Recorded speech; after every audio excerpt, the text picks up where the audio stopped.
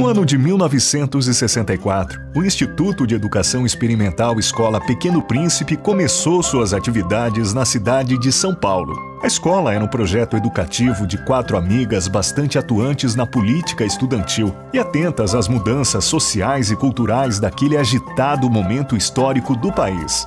Não por acaso, o nome da escola era uma referência à mensagem da obra de Antoine de Saint-Exupéry: pensar artisticamente com novos valores, com soluções criativas, novas formas de expressão, com grande amor e esperança no futuro. Entre outros, era este o desejo das fundadoras da escola: priorizar o processo formativo dos alunos. Em 1969, a instituição incorporou aos poucos o ensino fundamental e trocou de nome para a Escola Lourenço Castanho, mesmo nome da rua para onde se mudou. Nos anos seguintes, completou a oferta com o ensino médio.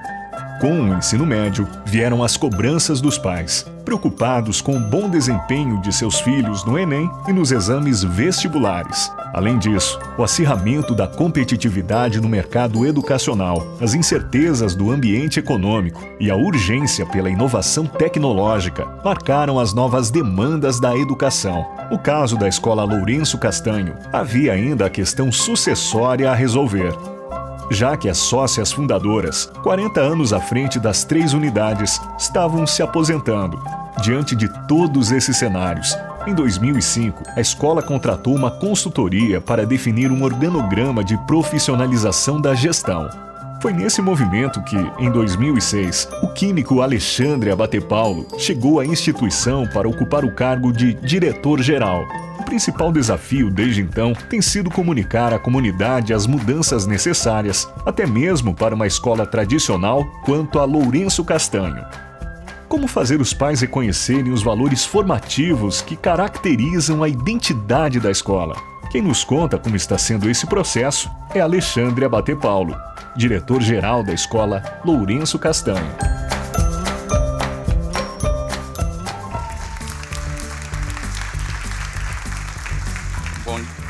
Bom dia a todos, buenos dias. Bom, primeiro eu queria agradecer o convite do UNO, Sérgio, a Bia, a Selma, e dizer que é um prazer estar aqui, porque a Lourenço Castanho, aliás, as fundadoras da Lourenço Castanho, uma delas também está aqui presente, tem esse princípio de ser uma escola que incentiva essa colaboração, essa troca de experiência entre escolas. Então, é muito bom estar aqui contando essa experiência que a gente tem passado, que a gente tem vivido. Queria começar com um pequeno vídeo. Já parou para pensar que seu pai também já foi adolescente?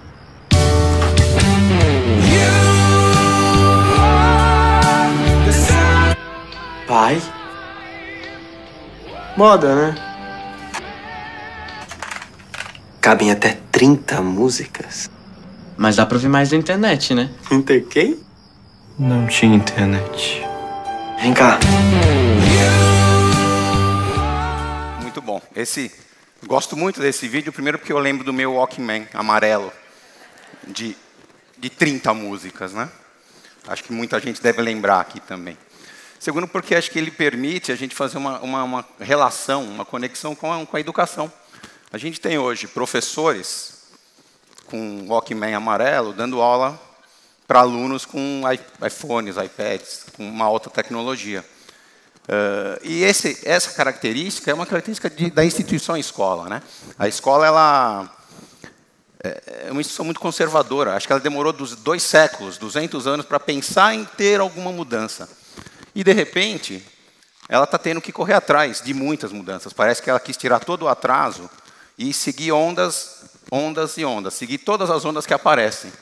Então, quando surgiu, especialmente demanda de tecnologia, como disse a Paula na fala dela, quando surgiu a lousa eletrônica, a moda era comprar lousa eletrônica para todas as salas de aula da escola. Mal se sabia se o professor ia usar aquilo adequadamente. Livros, iPad, trocar todos os livros por iPad. Hoje, o que fazemos com o celular em sala de aula? Então, acho que essa ideia de correr atrás da onda é muito perigosa, porque a gente esquece se isso está alinhado com os nossos valores. Se efetivamente nós vamos ter ganhos na aprendizagem dos alunos, né? Então, essa é uma questão importante. Lá na Lourenço Castanho, nós tivemos primeiro, uma característica importante das fundadoras que foi sempre se reinventar. Elas são muito corajosas para se reinventar. Eu aprendi muito com elas nesse sentido. Por isso tenho um conforto de contar essa história. 94, como o filme disse, foi um marco na Lourenço Castanho. Foi um marco, porque elas tinham, até 93, uma escola que ia até o 9º ano. E uma escola muito forte, com valores muito marcantes na formação integral do aluno. Em 94, elas abriram ensino médio e entraram para o mundo cruel da educação. O mundo da busca por resultados, né? Então, quando elas abriram ensino médio, elas montaram um curso continuando aquele trabalho com aquelas propostas que desenvolviam a formação integral do aluno. Acredito que com uma dose pragmática para a busca de resultados, aquém do que era necessário. Isso gerou muita desconfiança. Bom, não preciso nem falar que esta fase coincidiu com o surgimento do Enem, em 98, e especialmente com o fatídico surgimento de rankings do Enem, em que a sociedade como um todo passou a valorizar muito os resultados, a supervalorizar resultados, a entender que referência de escola boa era o ranking do Enem, como disse o Sérgio, e isso também afetou todo mundo. E as escolas passaram a correr atrás desse tsunami. Isso não foi nenhuma onda dentro da educação. Foi um tsunami. As escolas passaram a querer dar um jeito de melhorar em rankings, até por instinto de sobrevivência, na verdade. E esse é o momento mais perigoso. Quer dizer, eu vou mudar isso, mudar aquilo, de repente eu percebo os meus valores, a minha forma de trabalhar, as minhas crenças desaparecem. Então, esse foi o cuidado que nós tivemos. Essa fase coincide com as sócias chegando aos 70 anos e pensando em passar o bastão da escola. Então, elas fazem aquele processo de contratação de um diretor-geral e a gente começa, então, um novo trabalho. Mas um trabalho muito alinhado com elas.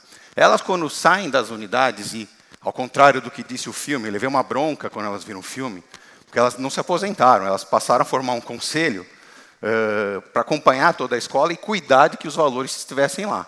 Então, e me ensinar muito esses valores. Então, elas deixam 2 legados para o meu trabalho. 2 legados para o meu trabalho. Primeiro legado, elas escrevem um documento com 7 princípios fundadores da escola. Tudo o que elas pensavam quando elas fundaram a escola em 64. A integração social, realidade histórica, formação integral, autonomia responsável nos alunos, formação de pensamento crítico, o aluno querer aprender sempre, e esse é um princípio muito caro à escola, o desafio à diversidade, o respeito ao diferente, o trabalho de inclusão. Esse é um valor muito caro. E o segundo legado que elas me deixam foi um projeto, porque ao mesmo tempo que elas sabem que elas já precisam, então, passar o bastão, elas percebem que com o ensino médio era preciso mudar alguma coisa, renovar-se, reinventar-se, para fazer isso. Elas escreveram um projeto, me entregaram um documento com 7 programas, falaram, olha, esse é o desafio. Chama Projeto Formação Eficaz. A escola precisa aumentar o rigor dos cursos, melhorar o desempenho pedagógico e os resultados nas avaliações externas, sem contudo, esse sem contudo no texto original estava grifado, eu lembro bem, desviar-se dos princípios da escola de formação integral do aluno. Então, esse era o desafio. E acho que o trabalho da minha experiência com a experiência delas foi se construindo e vem se construindo sempre. Isso é uma construção contínua, nunca estaremos com isso finalizado. Elas tinham uma grande experiência no trabalho formativo. As propostas que a escola tem, as práticas pedagógicas da escola, levam a construir uma série de características nos alunos muito importantes. Eu tinha uma formação muito tradicional. Minha experiência, minha expertise era preparar alunos para os vestibulares. E eu trouxe essa novidade para a escola, mas aos poucos, com a convivência, nós percebemos que era possível existir esse equilíbrio. Que a escola não precisa escolher entre um ou outro lado.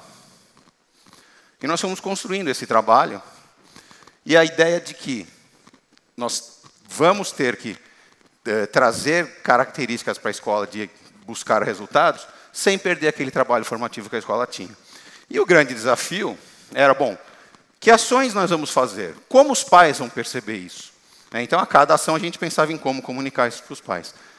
Certamente, eu vou contar algumas experiências, as que deram certo, mas certamente tem inúmeras outras que deram errado. E a gente continua errando e acertando, e errando e acertando. Isso é a dinâmica e nós vamos sempre fazer isso. Primeira coisa foi a gente trabalhar na revitalização da marca, tanto do logo, e isso foi um trabalho bacana, porque os pais, pudemos apresentar para os pais vídeos, textos, enfim, para reescrever a visão da escola. De que a gente queria ser uma escola que equilibra formação educacional e eficácia pedagógica. Essas eram as duas marcas que a gente queria passar para os pais. E os valores, que aí eram os valores que a escola sempre trouxe desde a fundação. Pensar no todo, pensar no indivíduo, superar e criar. Trabalhamos também na revitalização da proposta curricular, trazendo aspectos da base que a escola trabalhava, as bases fundantes da escola, e algumas outras novidades. Então, sempre esse equilíbrio de inovar, manter, inovar e manter. Esse trabalho foi muito pautado na formação dos professores, então nós criamos um núcleo de formação dos professores para que eles pudessem acompanhar todo esse movimento. As áreas foram organizadas, os componentes foram organizados em 3 grandes áreas, mas sempre pautada como base a orientação educacional. Esse é um valor muito forte da Lourenço Castanho, a orientação educacional. Nós temos aula de orientação educacional em todas as séries até o ensino médio, e isso continuou. Ninguém quis tirar isso para pôr matemática, porque matemática cai no vestibular. Então, isso continuou. Esse trabalho de ter um projeto integrador de série vinculado a um estudo de campo não podia sair. Isso aí é uma prática, é uma prática que, ao mesmo tempo que desenvolve nos alunos conhecimento, traz muito conhecimento para os alunos, traz também um desenvolvimento pessoal muito grande. Sair a campo, ir buscar um problema real, perceber que a resolução do problema real não está na matemática, na química, na física, na biologia. Está em tudo junto, que é a integração das áreas, integração do conhecimento. Então, isso continuou. Eu acho que a Lourenço Castanho foi até uma das precursoras de criar estudo de campo, sair com alunos. Elas fazem isso, acho que há quase 40 anos, mais ou menos. Então, a gente manteve tudo isso daí. Por outro lado, e a gente introduziu, para enriquecer ainda mais esse trabalho, o projeto científico. Então, os alunos passaram, nos últimos anos, na segunda série, a ter que desenvolver um projeto científico, que é a finalização desse processo de estudo de campo, de integração que eles fazem ao longo da escolaridade. Esse é um momento em que o aluno consegue, primeiro, ter uma autonomia intelectual, ter um momento para se expressar, para desenvolver essa sua capacidade de comunicação, e eles participam de feiras fora do muro da escola. Eles vão para a Febrace na USP, eles vão para a Mostra Tec em Novo Hamburgo, então eles participam de feira com muitas outras escolas. Novamente, essa ideia do compartilhamento. E introduzimos, efetivamente, um programa específico para a questão do vestibular. Então, montamos um curso de revisão para os vestibulares, chamado LC Vestibulares, aí que eu trouxe essa minha experiência. Introduzimos um programa de simulado, um programa de treinamento, mas acho que o ponto mais importante nesse trabalho foi esse terceiro pilar desse programa, que é o pilar da escolha.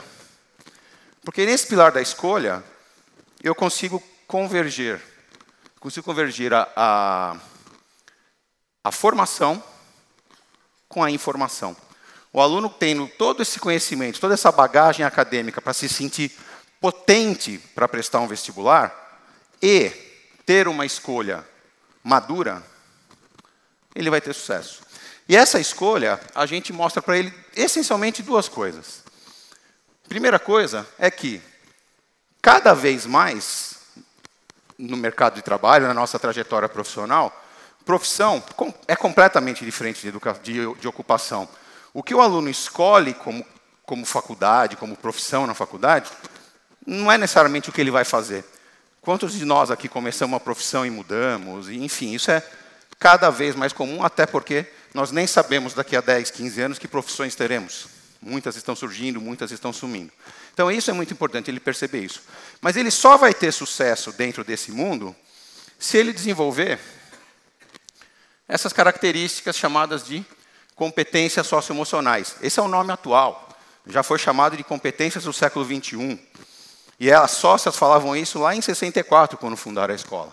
De pensar no aluno que aprende sempre, que tem resiliência para entrar em qualquer ambiente novo, criatividade, pensamento crítico, autonomia, capacidade de argumentação, capacidade de se expressar. Então, se ele desenvolve, junto com o conhecimento acadêmico, essas características de forma equilibrada, é um bom caminho para o sucesso. E o outro ponto que a gente passou muito para os alunos são as novidades que vêm sendo uma tendência nos processos seletivos das principais faculdades. Isso acontece muito nas principais instituições de São Paulo, mas eu já sei também que na Bahia tem faculdade de medicina introduzindo fase oral no processo seletivo, em Campinas também tem, e essa é uma tendência, ou seja, as faculdades querem escolher os alunos, não querem mais só serem escolhidas por meio de uma prova. Quem sabe melhor fazer a prova entra. Muitas vezes não é aquele perfil de aluno que eles querem. O aluno só entrou porque fez uma prova anônima, praticamente. Então, as faculdades estão introduzindo fases orais para reconhecer aquelas competências socioemocionais. Então, por exemplo, quem começou isso foi a Fundação Getúlio Vargas. O curso de Direito da Fundação Getúlio Vargas, desde que foi fundado há 15 anos atrás, se não me engano, fez um vestibular sem teste e com uma dinâmica de grupo para eles perceberem quem são os alunos. Há 15 anos atrás. O ano passado, o curso de Administração da GV também introduziu uma entrevista. Eles trabalham da seguinte maneira. Os alunos escrevem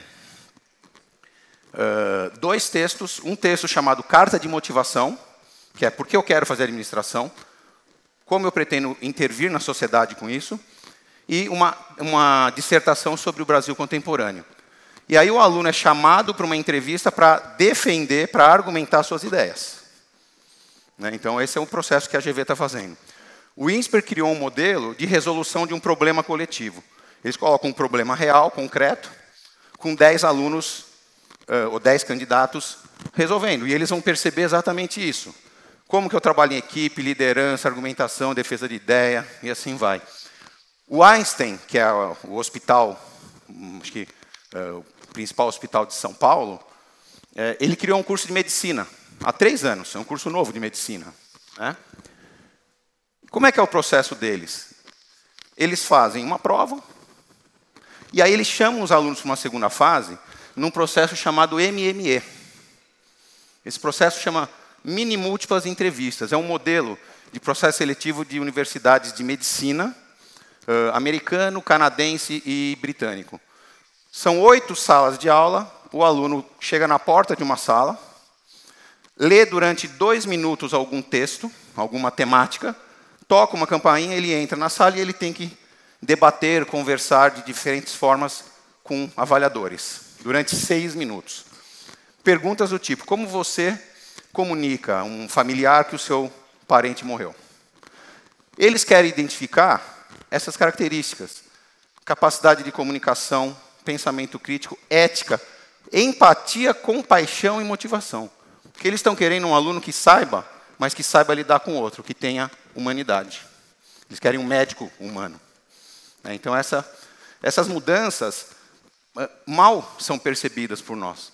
Essa mudança no vestibular, a gente ainda tem a ideia de que os nossos filhos vão passar por um exame do jeito que nós passamos, há 20, 30 anos atrás. E nós percebemos, primeiro, que os nossos professores mal sabiam disso. Aí a gente pensou, será que os pais sabem?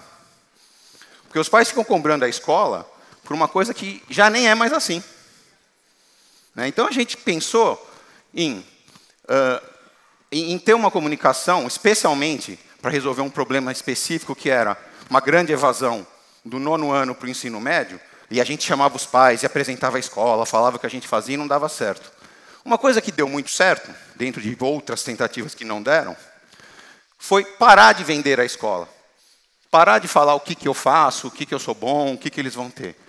Mas a gente passou a chamar alunos e pais para eles perceberem e refletirem o que eles precisam daqui para frente, o que eles vão precisar. Se eu tenho, eles vão descobrir depois. Então, quem apresenta a escola para os alunos de 9º ano são os alunos do ensino médio e alguns ex-alunos. Então, a gente fez um encontro entre alunos e ex-alunos. E os pais são chamados para 2 momentos de palestra. Um é um debate e uma reflexão sobre a questão de escolha, a questão do desejo. Eles leem texto, debatem em grupos, depois debatem coletivamente. Eles não sabem nada, não apresentam nada da escola. E num outro momento, isso com as psicólogas da escola, num outro momento eu apresento tudo isso que eu apresento para os alunos e estou falando para vocês. Não se faz mais vestibular como antigamente. Eles não podem pensar que eles têm que... Os filhos vão prestar um vestibular como eles prestaram há 20 anos. Então, essa é uma ideia que deu certo, deu bastante resultado. Tivemos uma queda de evasão de 9º ano de 30% a 35% para 10% a 15%. E queremos diminuir ainda mais isso daí. Em termos de resultados, a gente tem 2 tipos de resultados. Um resultado numérico, que são esses indicadores. Então, em termos até de aprovação nos vestibulares, a gente valoriza muito a aprovação em cursos de qualidade, independente da carreira que o aluno escolhe. E então, a gente pula de 32% para 70% dos formandos aprovados em algum curso. Mas a gente precisa pensar em como comunicar para os pais, além dos números, que pessoas estão saindo da escola. Quem são esses alunos jovens que estão indo para fora da escola, indo para o mundo? Né? A gente, então, pensou em fazer vídeos coletando depoimentos dos formandos para que eles falem o que eles percebem da sua formação. E aí a gente tem apresentado isso para os pais ano a ano. Né? É um indicador muito bom do outro lado que não é mensurável, do lado da formação. Então eu quero mostrar para vocês o último vídeo para encerrar minha fala.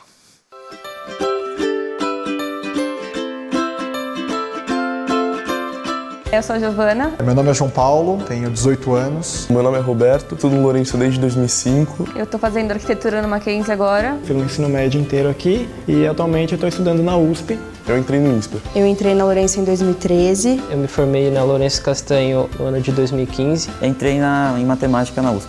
E entrei no Mackenzie. E eu passei na USP. Nesse momento eu estou cursando a Fundação Getúlio Vargas, no curso de Direito, e também estou na FEA da Universidade de São Paulo, no curso de Economia.